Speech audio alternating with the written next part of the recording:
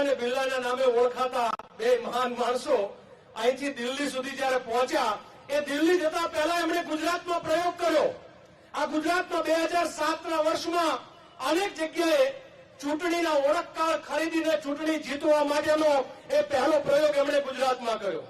2012ના વર્ષમાં એમનો પ્રયોગ જુદો હતો, પણ આપ સૌ જાણો છો કે 2015ના વર્ષમાં જયારે એમને ખબર પડી કે ચૂંટણી હારે એમ છે, ત્યારે અમદાવાદ શહેરના સૌ લોકો અહીંયા છે, અનેક સોસાયટીઓના નામો એમાંથી ડિલીટ થઈ ગયા. આ નામો ડિલીટ કરી ડિલીટના સિક્કા મારી અને એ લોકો મહાનગરોની ચૂંટણી જીત્યા, એ આપ સૌ જાણો છો.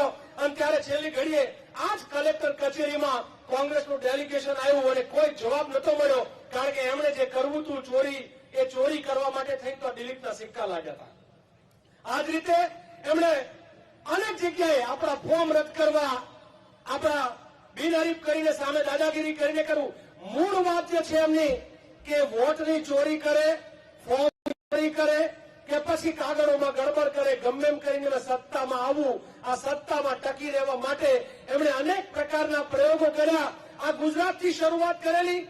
ગઈ ચૂંટણીમાં વોટની ચોરી કરવામાં એમને ખબર પડી કે વોટની ચોરી કરવી હશે તો ઇલેક્શન કમિશનની જરૂર પડશે, અને એટલા માટે જે એક સમયે વડાપ્રધાન, વિપક્ષના નેતા અને સુપ્રીમ કોર્ટના જસ્ટિસ મળીને ઇલેક્શન કમિશન નક્કી કરતા હતા, ઇલેક્શન કમિશનના નક્કી કરવાની વાતમાં સુપ્રીમ કોર્ટનો એકડો કાઢી અને હવે પેલા બે જણા બે છે જે ગુજરાતમાં ચોરી કરતા હતા.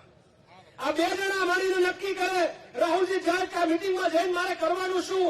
આ બે તો એક નામ નક્કી કરીને આવ્યા છે, મારે એમાં મોહર નથી મારવી. અને રાહુલજીને ખબર પડી કે આ લોકોનો ઈરાદો બહુ જુદો છે. આખા દેશમાં તમે પપ્પુ પપ્પુ કહેતો તમારો પપ્પો નીકળ્યો, તમને ખબર પડી ગઈ કે આ વોટની ચોરી તમારી એ પકડી.